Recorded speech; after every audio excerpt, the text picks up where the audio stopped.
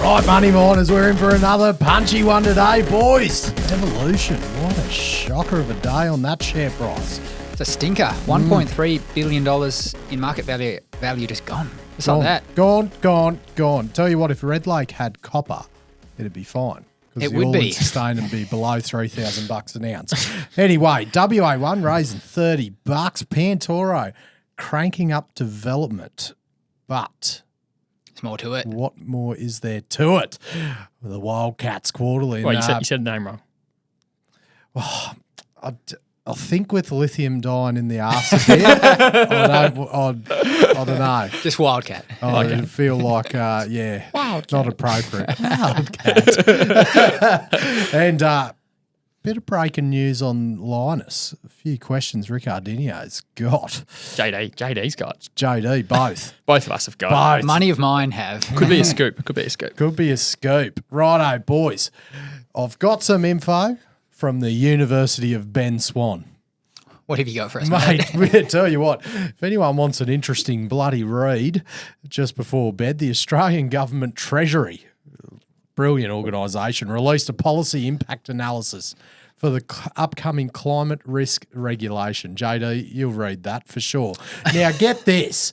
These new disclosing what you're doing for climate change and decarb, they reckon expected to add $1 to $1.3 million per year per entity in initial transactions costs to get all this shit done. And their costs are expected to stabilise to $500 to $700 per year. But look, this is for your big caps, your mid caps, all the developers or anyone that's discovered a big bloody massive thing that might be developed. But Benny Swan from Future Proof Consulting, he reckons there's no way the costs will be like that if you get in early.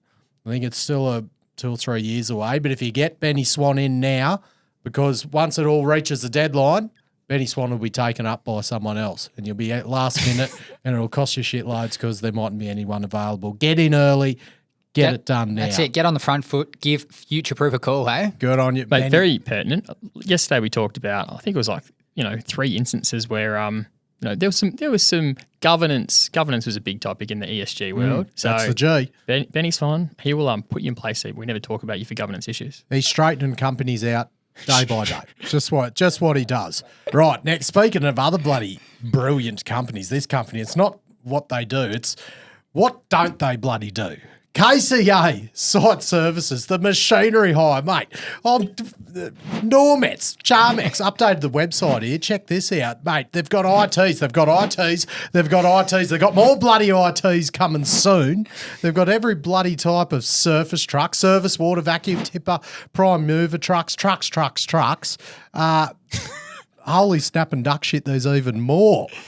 Buses, excavators, a grader. And if that wasn't enough, ladies and gentlemen, they've got them too. Do you know what this sounds like? They've got ladies and gentlemen. How I Met Your Mother? No. Demtel. No. But wait, there's more. You want a knife? The Chasers wore everything. Boats. The salesman. It's like going out the door. It's bloody. Mate, these ladies and gentlemen that they all can also provide, mate, mining and civil, not just bloody blue collar either, the white collar nerds as well, like you two. Bloody managers, supervisors, engineers, geos, surveyors, accountants, admins, bookkeepers. Bloody, is there anything KCA can't do? So, Matty, what you're saying is if I've got any sort of need, just give Adam a call. Mate, because I tell you what, if you call KCA and they can't do it, I reckon Adam Wilson, within probably 24 hours, will probably add that to the business model. They can't even spell no. That is, no is a 3-letter word in their organisation. It's just not allowed. Just call KCA. Just call KCA. Beautiful stuff. Right, boys. Evolution's quarterly out today. And Jesus Christ, it got absolutely pummeled at the start and pretty much stayed pummeled. Didn't get better from Is there. that a financial term? That's a good point though, right? Because the percentage it fell off up to 20%, intraday, but it's not like it bounced. It was just a bloody It was a 20% for a previously a $7.5 billion company, which is not that now. Right, what's going on, boys? What's driven it? Well, why don't we start with the company comes out with 2 announcements. It's a classic trick. This one, 2 or 3 minutes after the poor quarterly comes out, they come out with this, another one titled Exploration Success Continues. God, it's starting to sound like bloody IGO. They're not fooling anyone. All eyes are on the quarterly. Like you said, Matty, off over around 20%. I think they finished the day, 17, 18% down. So a bit of a shocker. So let's get into some ground rules when you're reading the evolution reports. And to be fair, they're not the only one, but they're pretty bad at this. So I think you got 4 letters, AISC. Yeah, that is right up there. So ignore it. Just forget about it. It doesn't really matter. And then you're also best served reading this one from the bottom up if you really want to find out what's going on a bit sooner. So for some of the money miners, they might be wondering, this all-in sustaining cost we talk about, why does it matter? Why does it matter so much? And why to ignore it in the case of Evolution? So they're one of those companies that produces copper and actually produce quite a bit of copper. Some of their mines are arguably copper mines. So they get a byproduct credit, they subtract it from their costs, and they, give the appearance that their costs are pretty low when in actual fact it's just not the case. So first-rate marketing, in my opinion. So let's get into the quarterly, guys. Firstly, they maintained their guidance. Now, they were pretty keen to do that. They wanted to say, hey, we've actually, had a bit of a shocker at some of our operations, Red Lake in particular, which we'll get into, but we're maintaining guidance. And there was a few analyst comments that you picked up on that one, Trav, wasn't there? Yeah, I mean, they've maintained the guidance, but I think the sell-off and the market's calling BS on the ability to achieve that. See this comment from John Bishop of Jarden this morning. His note says the company appears hard pressed to meet its FY guidance, financial year guidance, midpoint 789 ounces, inclusive of North Parks, noting that year to date requires the June half to deliver 460 ounces, a record for the company by some margin. So that 789,000 ounces, is that gold equivalent? Or that's just the gold? That's just the gold. That's just the gold. Yeah. So then getting into Red Lake, that's their Canadian asset, which had a pretty rough quarter. So they had a guidance downgrade there, pretty significant, coming down from, we're talking midpoints here, 170,000 ounces for the year to 130,000 ounces for the year. I think one of the questions in the analyst call was, one of the analysts was like, oh, look, are you progressing towards cutting your losses on Red Lake, because since they bought it off Newmont, it just has not hit the mark. But they obviously said cultural issues and operational stuff. Cultural probably being the Australian North American link, which has been a drama for some companies. Yeah. Trying to get the culture and not the standards, but whether it's different work practices. It's obviously a challenge. The market's had a lot of patience with the underperformance of Red Lake for a long time. And I think that's really starting to wane. And you look at the revised guidance, 130,000 ounces, having only achieved 50,000 ounces in the first half of the coming financial year. That implies what, like 80,000 ounces required for the second half. The company indicates that they're going to get access to higher grade to deliver that. But Red Lake has just consistently underperformed expectations. Yeah, absolutely. So they pointed to a couple of reasons behind this poor performance. They pointed the finger at material handling constraints, which have since been resolved. It was an ore pass. Was it an ore pass? Something happened to an ore pass? Yeah, exactly. There were a good few questions about that one. And then also they had a seismic event at the back end of the September quarter, which impacted the December quarter.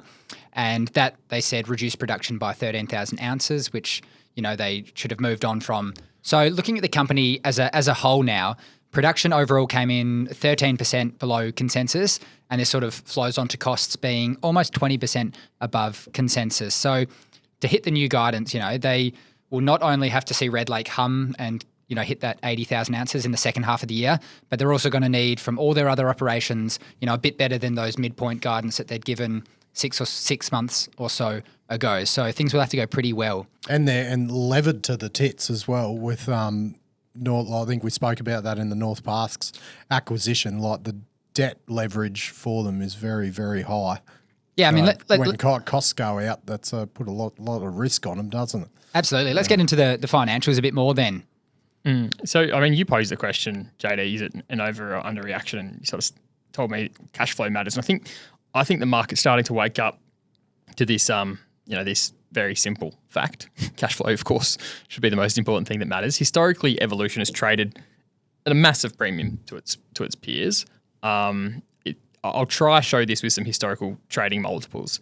The first chart I've pulled up here is simply Evolution's trading multiple over time. So this is from S&P data, and it just shows Evolution's EV divided by its forward-looking EBITDA. So whatever the consensus EBITDA is for the next 12 months, based so on not the progress trailing, estimates, the forward-looking. what their Exactly. guidance is. Yeah, Yep. and what's their EV at that point in time, but as a multiple of their forward-looking EBITDA. This is just a super basic, multiple to look at, right? And Trav, why is this compared to doing a EV per trailing EBITDA? Any difference in looking at them? Yeah, the market's always forward-looking, right? So I just think this is a better way to see what premium does Evolution actually trade at compared to its peers. And I've started this time series from 2015, and to me, 2015 was a really big year for Evolution. They pulled off 3 massive deals in like the space of a few short months. There was the La Mancha, Australia acquisition that delivered them Frog's Leg Whitefoil Mungari near Kalgoorlie there. Then the acquisition of Cal I think it was a month after that one, and then they won a bidding war against Egen for Phoenix. Their initial interest in Ernest Henry was picked up shortly after that, just in 2016 as well. So those 2 years were really important for the M&A element of Evolution, which set the company up, I think, to command the premium that emerged over time. And so their multiple grew, right? And with Ernest Henry, they could begin to report a low all-in sustaining cost. And you can just see, just look at that chart, right? It basically, in 2015, the multiple that they started trading out at was about 2.5 times forward-looking EBITDA. By mid-2019, that got as high as 10 times forward-looking EBITDA. And since then, it's sort of steadily come back to what now it trades at about 6.25 so times that's EBITDA. When you say over 10, that's higher than what Capricorn trades at? Yeah, they're it does about now. 8 or 9, aren't they? Yep. So that's just the context of Evolution, right? And that is the evolution. and I'll bring up. I think what you saw there is that I'll compare it with 2 peers who had sort of a similar beginning back in 2015 in terms of what multiple they were trading at. I've added to this chart now Silver Lake and Ramelius. And I mean, look at that, right? At the start of 2015, the 3 of them traded at a relatively similar multiple of forward-looking EBITDA, pretty much from the acquisition of Ernest Henry onwards. Evolution's premium just ran away from them and has stayed at a premium ever since. And it's a serious premium, right? So the question is why did Evolution command the premium? And I think it was a loved stock by institutional investors because it always had the lowest all-in sustaining cost. Keep in mind, most of the allocators of marginal capital in Evolution, these massive pools of capital, super funds and the like, they're generalists. They, to a generalist, having the lowest all-in sustaining cost was enough to buy, and Evolution delivered, right? Until 2019, Evolution had a brilliant track record in M&A. Those acquisitions I listed off before were wicked deals for this company. Where it started going wrong was they acquired Red Lake in 2019. And so the market continued to reward Evolution. It showed a low all-in sustaining cost happy days. Except, the happy days and the premium and the love for the stock, I think they start to wane if free cash flow generation capability gets questioned. I think you're bang on there. So the stock coming off 20% today, it doesn't just feel like a reaction to today's announcement. It seems like there's a bit of a change in investors' view on the stock. The all-in sustaining cost, we've spoken about this, I think, every single time we've spoken about Evolution. It's just nonsense, right? Why it's even written in there, to be honest. We even spoke about it with Jake Ryan himself. We sure did. So the cash flow just hasn't been in recent periods strong enough to warrant the multiple that you're talking to, Trav. So I think we should just dig a bit deeper and look into the debt profile. You mentioned that earlier on, Maddie, and that's sort of changed over the past 5 years, really, as they've made a fair few acquisitions. And I think we can pull up a few charts comparing the cash flows and the debt profiles just to get a picture of how much they've changed in the last couple of periods in particular. I was keen to bring up a couple of charts of just some typical credit ratios out there that more kind of credit agencies and the like use to look at the gearing of a company. The first one I'm going to flash up on screen here is just the net debt to EBITDA. Pretty self-explanatory ratio going on there. Simply ratio of the company's net debt divided by its EBITDA in that financial year. I'm pulling up Evolution's historical ratio of this metric over the last decade since FY13, and you can see there it's from FY13 all the way through to FY21, it was always under 0.6 times. It was really consistently low. Then FY22 climbs up to 1.43 times. FY23 climbs again to 2 times. So you can really see that they've increased leverage over time. This of course is last up as at 30 June 2023. It's adjusted since, and they've done an equity raise in order to fund North Park since. So values are a little bit different today. But EBITDA as a metric has its issues when a company is undergoing substantial capital works, which might also impact free cash flow generation and hence the debt service capability. So another credit metric you see out there sometimes is the exact same formula as above, except you subtract CapEx in that year from EBITDA. So that's net debt to EBITDA less CapEx. And of course, EBITDA less CapEx is basically your free cash flow. Free cash flow, yeah. I mean, and look at evolution over the last decade on that one, right? It's super low. Always below, what was that? Always below 3 times, typically about lower than 1 times until FY22, 5.4 times, and then FY23 balloons up to 41 times. Jesus. So, I mean, I think those credit ratios kind of articulate maybe why some of the shine is wearing off evolution, because there's, I think there's starting to be real fear about sustainable free cash flow generation of this company, which was an overhang and a fear that never used to exist. Low cost, free cash flow, dividend, happy days. Trav, you could bloody start a fund and be the head analyst with this sort of bloody charting, mate. This is sensational content. Oh, no worries, mate. I'll see screenshots of these in the bloody research notes coming out, I reckon. And so, meanwhile, they've got a sizable pipeline of capital works and a debt obligation, which it's not getting smaller. You could make the counter argument that the structuring of their debt obligations will fit in with their ability to generate the right cash at that time, and that's a valid perspective. But I think what you're seeing in the market reaction today and the trend over the last few months is relating to, I guess, people reassessing, should this actually trade at the premium that we've been applying in the past. Yeah, that would be the counter argument, right? You've taken on the debt to enable the company to grow and to grow earnings over the future periods, and we'll have to see if they can put that into action. I think we should just round off with a couple counterbalancing thoughts. So we saw some comments come through from the Citi analyst Kate McCutcheon, and she remains bullish on the stock. So I'll just recap a couple of her points that she listed in the note this morning. So Citi thinks that the sell-off is a bit overdone. Deleveraging is ahead of consensus, and they, being Citi, think that net debt gets better from here as well. They say that Evolution provides leverage to copper, as we've sort of alluded to there, and they've got quality assets in Cal, Ernest Henry and North Parks, and that you're also on this pullback getting an opportunity to own leverage to gold. Interesting. Very good. I'd like to see what those charts are updated for FY24 since they've gone into North Parks, Trav. Yeah, I mean, keep them saved so you can add on. Well, we'll have to wait until they report their earnings for the half year just gone, because that won't happen until February, the earnings report, and then you can use that EBITDA number to plug into your net debt position, which you can already calculate. Very good. Right. Old Wildcat, WC8. The quarterly was out today. Just the Wildcat. So we'll just put a quick comment on this one. Share price now down to 55 cents. That's. I think did they raise it, 75, end of last year. They did a bit of a bulletproof raise. Which yeah, they did. Probably lucky they did, looking at what lithium price and stocks have done since then. You're too right, mate. So just a quick comment on the market cap.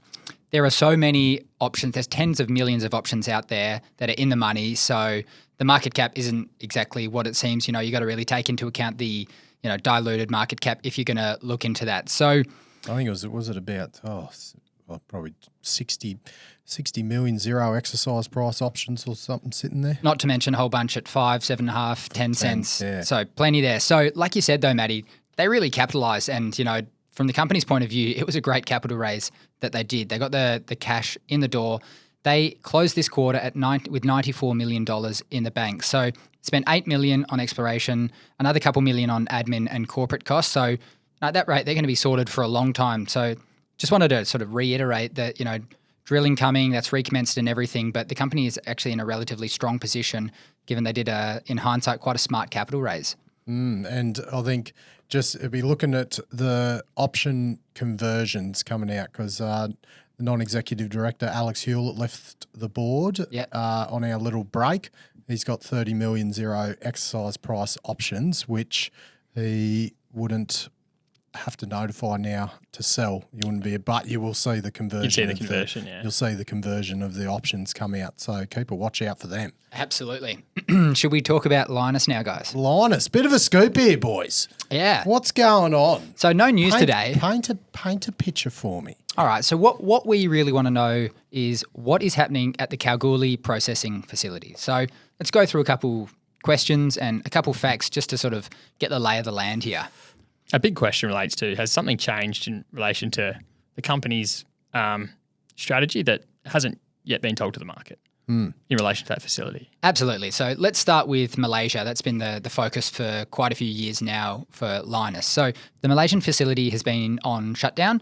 So they're expanding the capacity there, and that's meant to be completed this month. So the company hasn't yet said that things have restarted, but they've got a quarterly coming up in a week's time, which we expect them to say that's got the go-ahead. Capacity has been expanded to 10,500 tonnes per annum of NdPr. I suppose lay of the land for the money miners that mightn't be familiar with Lynas. They've got the Mount Weld, pretty much the flagship, one of the flagship carbonatite rare earth deposits in the world. Yep. Out near, it's near Laverton. It is, yeah. Laverton. And previously they had the downstream processing was all done in Malaysia, but now they're building the Kalgoorlie facility as the intermediate facility to get rid of the radioactive stuff to send it over there. They'd produce a concentrate at Mount Weld, and then it'd go to Malaysia where it would become a mixed rare earth carbonate, and then it would go to separated products. They were going to get that mixed rare earth carbonate step in at Kalgoorlie instead, because their operating license in Malaysia to do that step was set to expire. It was a condition of one of the readjustments at some stage. Yeah, exactly. So in late October, Lynas received an amended operating license, exactly what you're talking to there, Trav, extending the expiry date until March of 2026. Now, this had been a massive cause for concern. In May of last year, it had been given a 6-month extension, pushing it from the beginning of July until the 1st of January 2024, so just gone. So that had been a bit of an overhang around the stock, and hence it's a very big deal, and it had put a lot of pressure on the company to get Kalgoorlie up and running. Now, the release to the market of that announcement in October was sloppy to say the least. The stock jumped from the low $6 over a day to the low $7. So on that day, the 24th of October, the stock lifted 12%. The thing is, Lynas only announced that at 4:01 p.m. So the stock roared up, you can see, and we'll chuck up a chart for people watching on YouTube. Literally in the last half hour. Exactly. The stock roared up at about, 3:20, 3:30. 3:30 p.m, mate. I've done a candlestick chart for you just in honour of Matty, because I know he loves them. I love it. I got your 5-minute candlesticks here, Matty, and thanks to TradingView, you can see there at 3:30 p.m, like way bigger volume than any other 5-minute candlestick there, and just roared up from, what was it, about 6.10 to 6.50, and bloody went as high as nearly $7 that day. Yeah, and Lynas is no small cap. This is a multi-billion-dollar company. So they got a speeding ticket for that, which a couple of days later they came out with a few responses to. Mate, that was I had to look at the speeding ticket, and so they actually got the speeding ticket on the following day, but ASX say you must respond to this by 4 p.m. Friday afternoon. And what do? Well, it gets goes up on the platform at 3:19 p.m. on Friday afternoon when everyone is very engaged. Absolutely. Everyone's on the piss by then. So in the ASX's query, they posed the question to Lynas, when did Lynas first become aware of the information? Please specify the date and time. Yeah, so I read it, and I think it's pretty interesting. The response that they say, Lynas points out that in the afternoon on the 24th of October, they became, in the afternoon, by the way, not date and time on that part, but in the afternoon on the 24th of October, they became aware of the possibility that the minister might make an announcement in respect of Lynas's licence that day, but the timing and content was insufficiently definite to warrant disclosure. So I interpret that first bit of the statement as them learning a speech was coming, but not knowing the speech would extend their licence. That's kind of how it's written, and I interpret it. I think that's fair enough. Then they say at 4 p.m. that day, Lynas became aware that the minister had commenced making a public statement and that he had released a public media statement, so 4 p.m. that day. And immediately upon receipt of this information, they lodged their announcement. So to get this right, Lynas only became aware that they were getting the license at 4 p.m. And at 4:01 p.m., this 355-word announcement saying they got an extended license appears on the platform. 1 minute. Mate, that has got to be some of the fastest, most efficient announcement drafting I have ever seen. A real commitment to the continuous... ChatGPT, maybe. Mate, that is some serious commitment to continuous disclosure, to be that efficient, to get the information, type it up, draft it, submit it, all within 1 minute. We'll flash up on YouTube everything they did in 1 minute there. Pretty impressive stuff. Wow. All right, so here's where the strategy for Lynas seems to have changed. Though, we reached out to the company and we've got no confirmation from this, but we've been made aware that, numerous contractors were prematurely demobilised from the site at Kalgoorlie following that date in late October. So they'd been working on completing construction works at the Kalgoorlie processing facility. And, some of them were made aware on November 6th, on a Monday, that they sort of wouldn't need to be working anymore. And by that Friday, by the 10th of November, they were off-site. Anecdotally, I've heard that from people who have driven past the site, because it's visible from Great Eastern Highway just out of Kalgoorlie, that it looks sort of devoid of construction contractors at the moment. That might be a holiday thing, but it is a bit interesting. And it gets a bit juicier now, guys. So on the 16th of November, Lynas shares with the market that Amanda Lacaze, the CEO of the company, had sold 1 million shares across the 13th, 14th and 15th of November. She had exercised some performance rights, so the reasoning was that there was a tax obligation and that stock was sold at an average of a bit over $7 a share. So the AGM then came and went in late November, and there was no mention of work slowing down at Kalgoorlie or any other changes in the strategy for the company. So we're saying that if the license has been extended, possibly Kalgoorlie construction has slowed or halted because there are reports they're not as much urgency right now to open that facility because the Malaysian thing's been extended.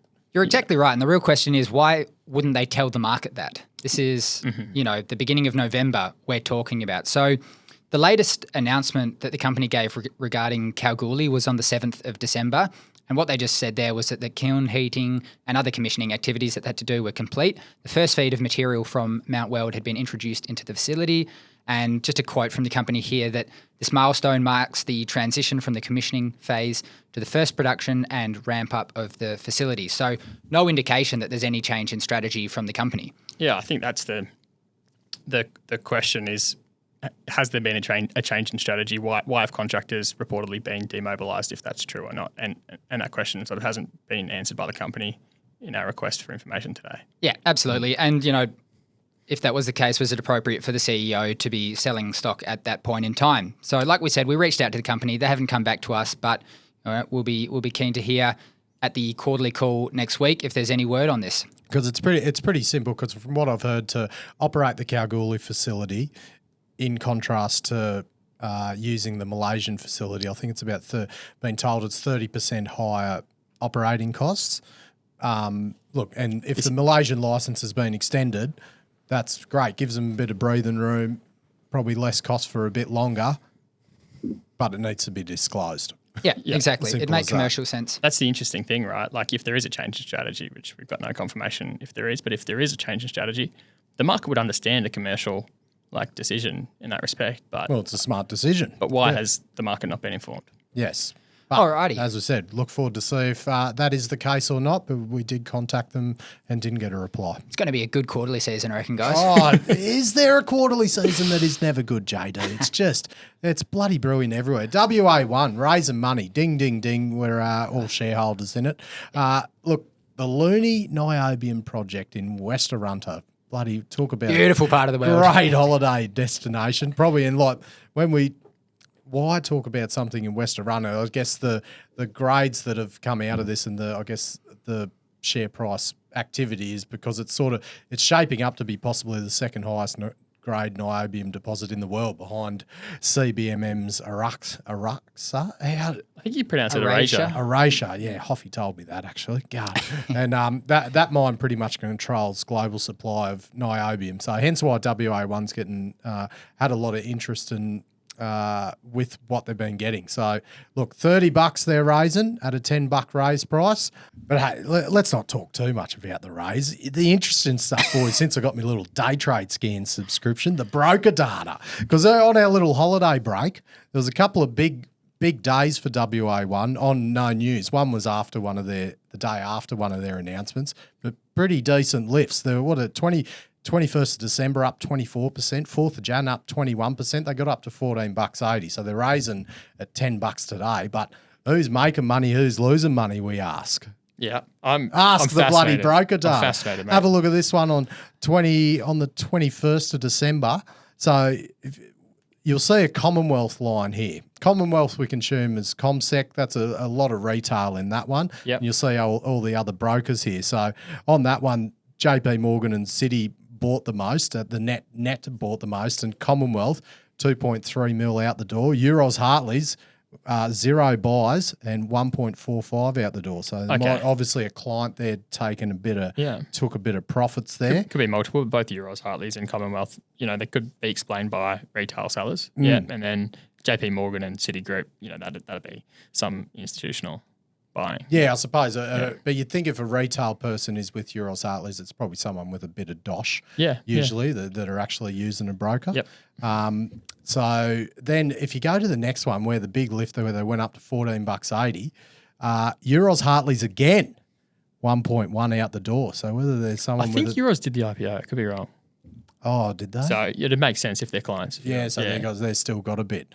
And then so Canaccord Merrill Lynch, 1.4 and 1.6 mil net val. And then again, Commonwealth, 1.8 out the door net sold. That's on the buy. So retail are obviously, they were buying off a lot off retail, which is because that's where the order flow is.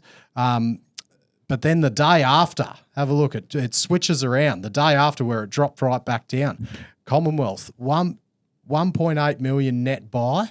And then obviously everything else was going out of Morgan Stanley and UBS, the higher numbers. So obviously there was a lot of retail buying after that big 24% lift, but then it kept going down. So retail got a bit burnt the day after that, it appears. Plenty more broker data to come. Money miners. I love it. Any requests, let me know. I'll send you screenshots. Anyway, coming up. What's coming up? Let's get into it. Maiden Mineral Resource due Q2 2024, which I assume is Q2 2024 calendar year. Notice to companies, we want a CY or an FY there because everyone reports it different. But the big thing everyone is waiting for, will the metallurgical testing stack up due this year? I think you're dead right. There's a couple differing views out there. Obviously, you got on the bullish side, naturally, some of the analysts. So some will say the grades are good enough that even relatively poor recoveries would still place the project, amongst the world's best. And then on the flip side of that, you got guys like Chucky, who we often quote from Twitter, saying WA1 is rattling it in again for $30, but remains tight-lipped about the metallurgy despite extensive drilling. Is it that difficult to concentrate niobium-bearing minerals from the weathered bedrock and manage the uranium and thorium content in the concentrate? So time will tell who is right out of those.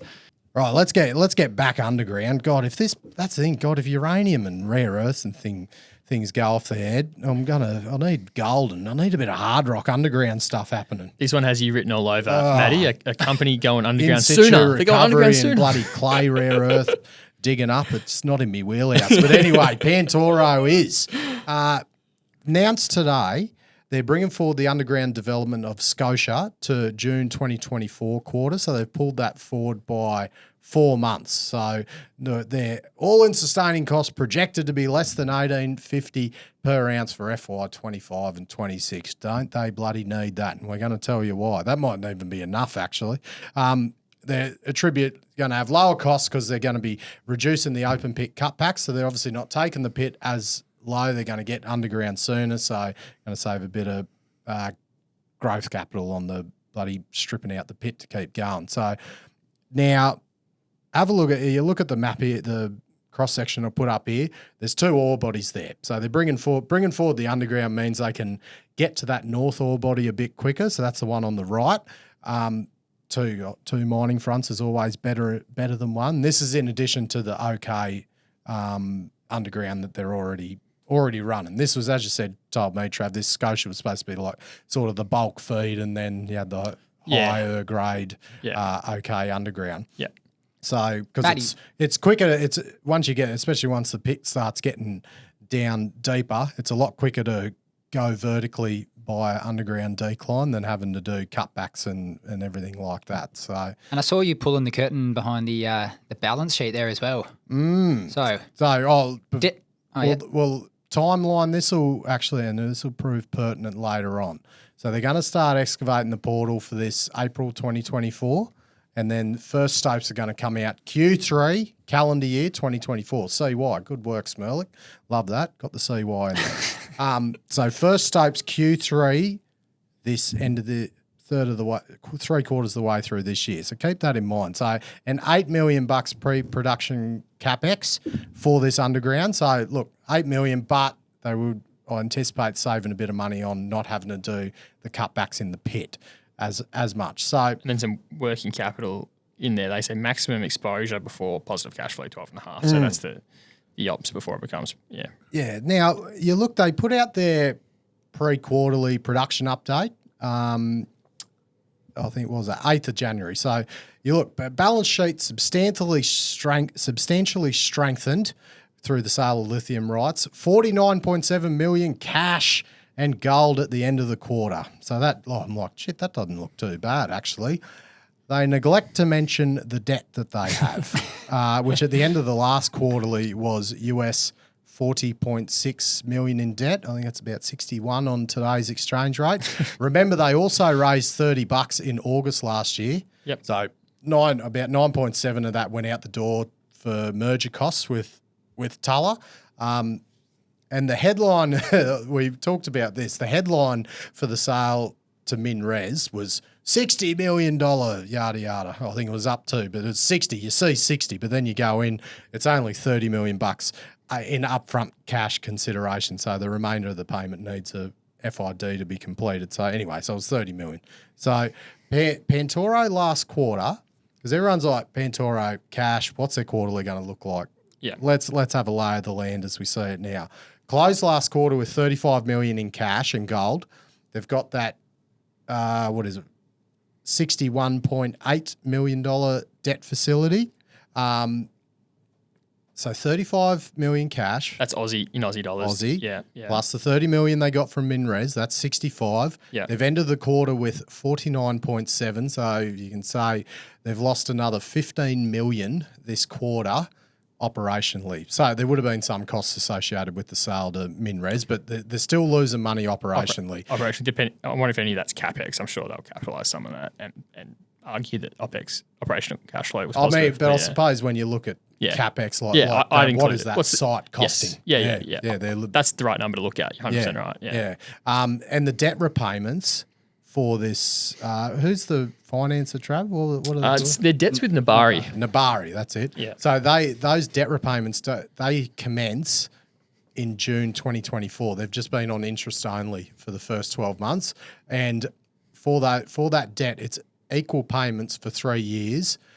So based on that, roughly you'd say about 3 million Aussie a quarter, possibly a bit higher at the start and plus the interest. So about $3 million of principal a quarter is going to start coming out from June 2024. Now, as I said, they're deploying $8 million in CapEx, but they'll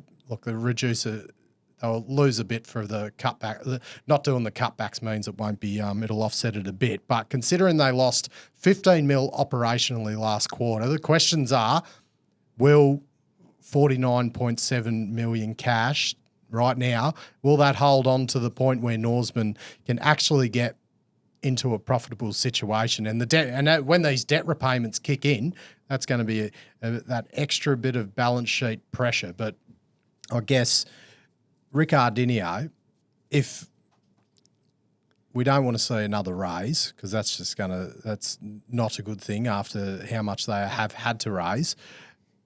Yep. They've sold off a lot of things. Yep. Is there anything else they can sell off? I think the answer is always yes. But I also wouldn't put if balance sheet was stressed, I reckon option 1 would be raise. Option 2 would be maybe option 1 is get something for Halls Creek, but I don't think that's happened yet. Option 2 is raise. Option 3 is sell the exploration potential of some of the lakes would be my guess there. So is that the lakes that where Goldfields Invincible is or something? Yeah, it's all in the so Goldfields have a bunch of tenure to the north of Pantoro, who's in Goldfields. They're around Kambalda area, and then Norseman is sort of south of that. But a lot of Goldfields tenure sort of runs down to these salt lakes, and Goldfields had some exploration success there a while back when they discovered the Invincible deposit, which really bloody turned St. Ives into a pretty profitable business there. So I think Goldfields would probably still have a positive outlook on the exploration potential at those salt lakes, which are in a similar region, and they back themselves from an exploration capacity there. I don't know. I heard that was their thinking a while back. I don't know if it still is. Yeah, it's I think just when it sounds like a lot of cash to have in the door, but when you're losing that much operationally, add a bit of debt on, and extra underground mining, we've got to get the underground mining cost below what it would have. Well, underground mining is notoriously more expensive than open pit mining. But yeah, it'll be interesting to see what the next few quarters hold. We say it every quarter. Yeah. But hey, if they keep raising money and people want to give them money, that's whatever. That's their choice to pay it. Grade was improving in the last few months at I think in Scotia in particular, etc. So I think some of the grade was picking up. It was looking trending in the positive direction, but you really need it to rapidly improve to get the cash flow generation in the right direction before the debt repayments kick in and the extra development works come around the corner, like you say, Matty. Righto, boys. Good stuff. Good scoop on Lynas, boys. Look forward to see if what comes to fruition. Absolutely. Right, thanks to all the bloody partners. Love yous all. Would love to... Oh, I've got to have sponsor drinks again soon. Sure Love do. hanging around with the sponsors. InvestorHub. Bloody top-notch. Who else, Jodo? DSI, Underground, Terra Capital, McMahon Mining Title Services, Future Proof at the top of the show, Anytime Exploration Services, KCA also at the top of the show, Brooks Airways, and lastly but not least, Cadrill. Oh, just a bit of note to Brooks. We're having a yarn with one of the new sponsors coming on board next month, and they were like, oh yeah, listen to your one about Brooks Airways. Oh, yada, yada. Said, I would never have remembered their name, but the way you did it, I would remember their name every time. So There you go. Go team. Hooroo. Money miners. The information contained in this episode of Money of Mine is of general nature only and does not take into account the objectives, financial situation or needs of any particular person. Before making any investment decision, you should consult with your financial advisor and consider how appropriate the advice is to your objectives, financial situation and needs.